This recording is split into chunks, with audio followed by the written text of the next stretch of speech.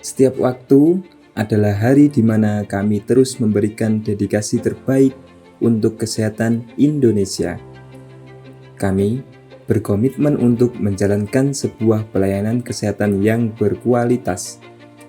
Kami hadir untuk Anda dengan pelayanan sepenuh hati karena kesehatan Anda adalah prioritas kami.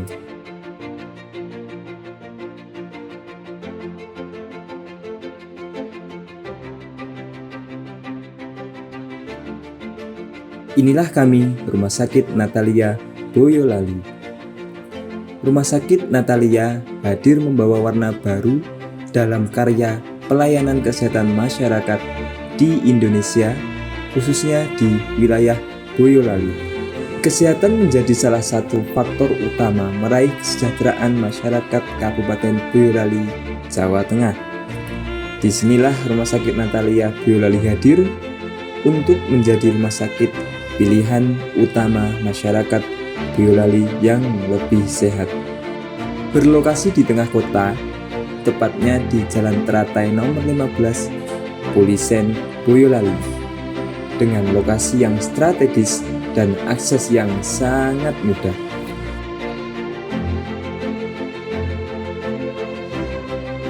Ada harapan baru untuk kami, untuk meraih kesempatan mewujudkan mimpi-mimpi dalam meningkatkan kualitas kehidupan dengan pelayanan kesehatan yang pasti.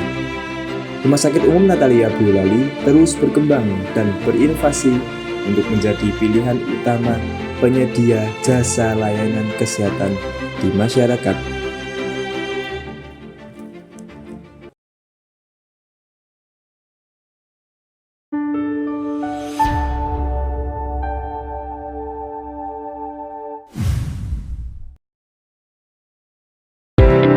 Jangan abaikan 4 gejala ini.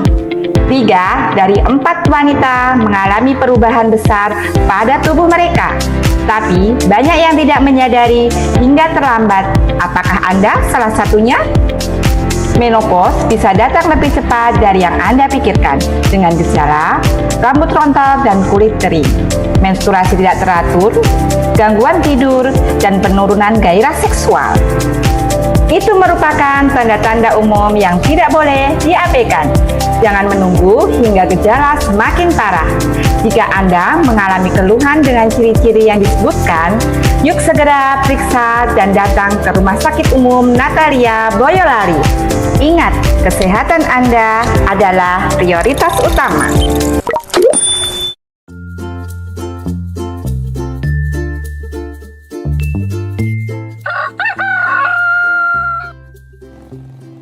Kakak, ayo berangkat. Iya ya. Dadah ibu, aku pergi dulu. Iya kakak, hati-hati di jalan ya. Ayah, itu Andi yang ayahnya meninggal bulan lalu. Aku rindu ayah.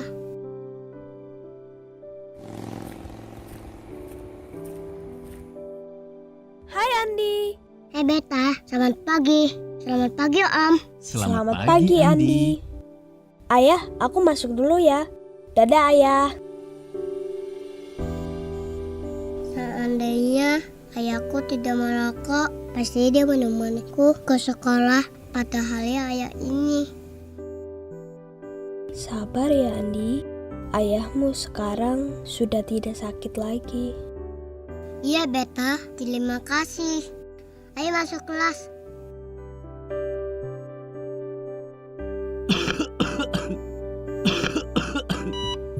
Ayah, mengapa suara ayah makin hilang?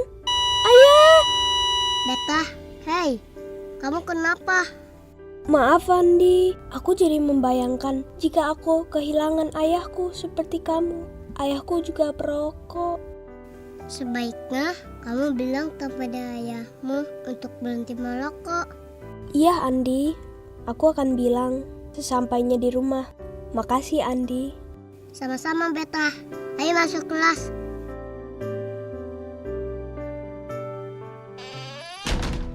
Ayah, aku gak mau ayah sakit. Kakak kenapa? Memang ayah sakit apa? Kakak tidak mau ayah sakit karena rokok, seperti ayah Andi. Kakak sayang ayah. Kata bu guru, merokok sama saja dengan makan aspal panas, racun serangga, cairan pembersih lantai, dan meminum penghapus cat kuku. Karena zat yang ada pada benda-benda tadi juga ada di rokok. Serem ya. Kalau ayah merokok, ayah sudah memakan racun berbahaya. Iya, Kak. Mulai hari ini, ayah akan berhenti merokok agar bisa menemani kakak, adik, dan ibu terus. Ayah tidak mau menjadi sumber penyakit untuk kalian. Ayah tidak mau kalian juga menjadi kesusahan karena ayah. Ayah tidak mau menjadikan rumah ini tercemari asap rokok lagi. Maafin ayah ya, udah buat kakak khawatir. Makasih ayah, kami semua sayang ayah. Ayah, kakak punya pantun untuk ayah. Wah, coba ayah mau dengar. Ayam berkokok di rumah Pak Harun. Buah waluh dimakan sang ratu. Cakep. Jauhi rokok, jauhi racun. Jaga tubuh, lindungi keluargamu. Wah, kakak hebat.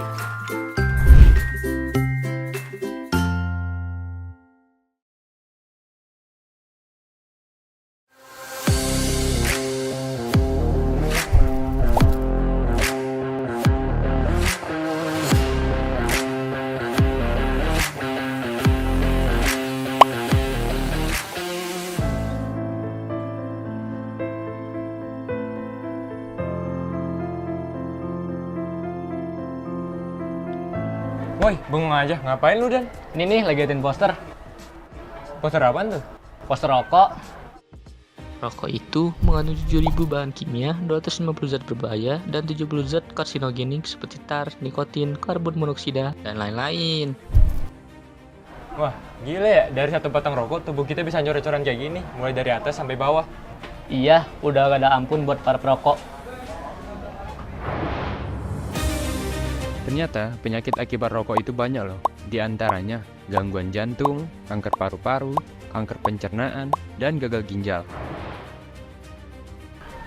Baru lagi nih, istilah perokok pasif ketiga yang bahayanya nggak kita sadari. Nih, nonton deh videonya.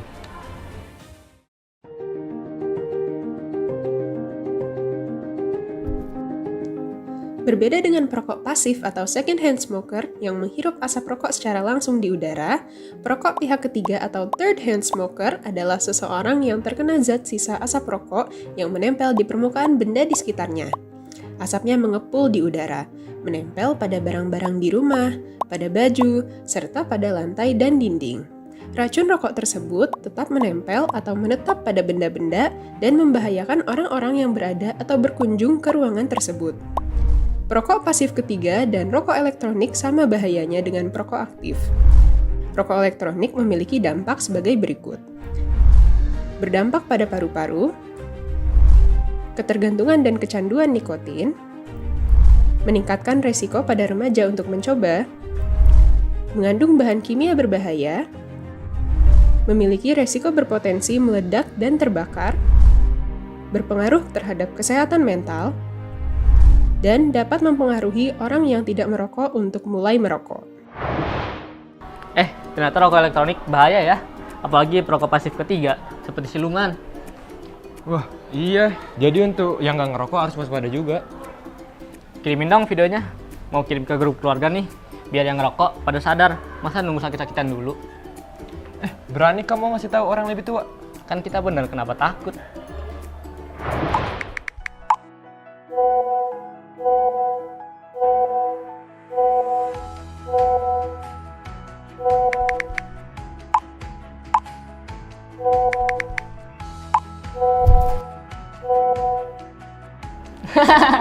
Kenapa kamu, Dan? Ketawa nggak jelas gitu? Ini loh video yang tadi aku kirim. Sekarang mama lagi main kapatur karena dia ngerokok elektronik. Pasti kamu senang ya? Dengan begini jumlah perokok di Indonesia bisa berkurang sedikit demi sedikit.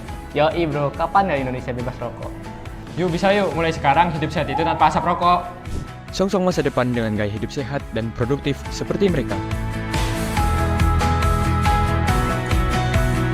Tidak merokok lebih keren.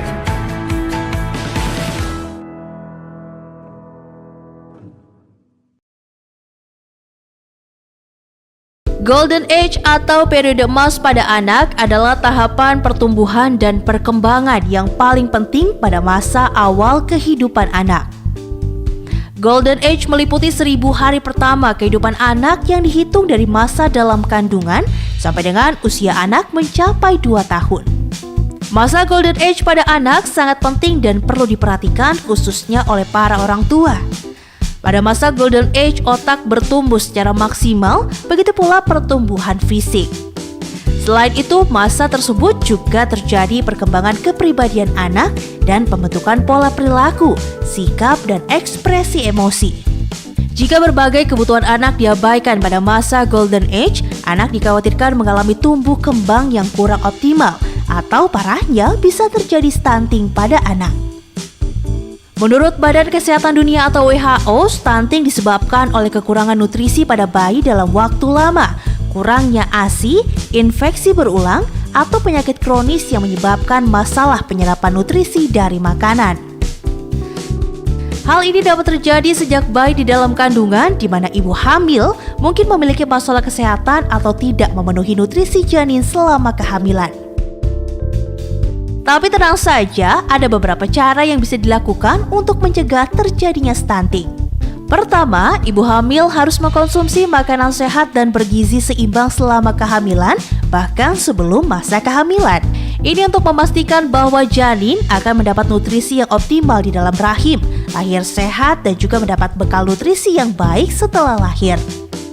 Kedua adalah dengan memberikan buah hati Anda ASI eksklusif selama 6 bulan dan dapat dilanjutkan dengan memberikan empasi. Ketiga, dengan memberikan buah hati Anda nutrisi lengkap dan asupan bergizi seperti vitamin, mineral, protein, lemak sehat, karbohidrat, dan juga susu bernutrisi. Keempat, masalah stunting juga dapat dipicu akibat kebersihan lingkungan yang buruk. Maka dari itu orang tua dan seluruh anggota keluarga harus mempraktikkan kebersihan yang tepat. Misalnya mencuci tangan dengan sabun dan air mengalir sebelum dan sesudah menyiapkan makanan.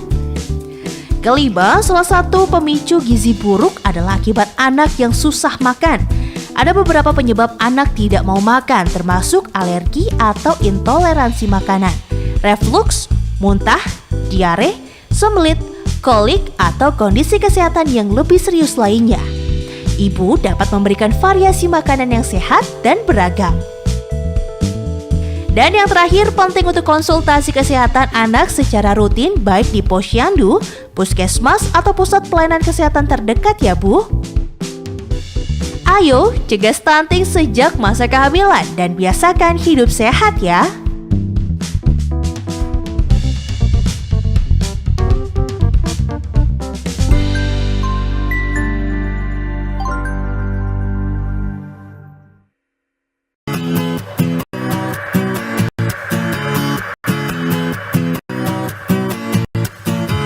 Pemirsa Ayo Sehat, tahukah Anda apakah pendarahan otak itu?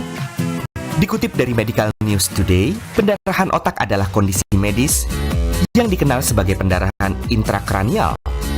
Darah yang bocor dari pendarahan dapat menyebabkan kompresi, sehingga darah yang kaya akan oksigen tidak dapat mengalir ke jaringan otak. Kurangnya oksigen pada otak dapat menyebabkan pembengkakan atau edema cerebral, yang jika tidak segera ditangani bisa mengakibatkan kerusakan pada jaringan otak.